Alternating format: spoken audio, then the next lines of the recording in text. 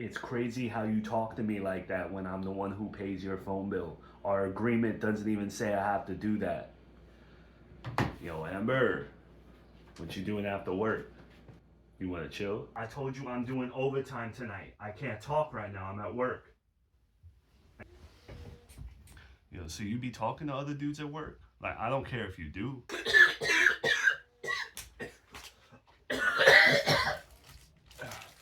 Yo, you want? Just don't want my son to think like I'm a cheater, cause that's not me. She makes it hard for me to not cheat. I'm not saying you need to leave, but I think she's coming here.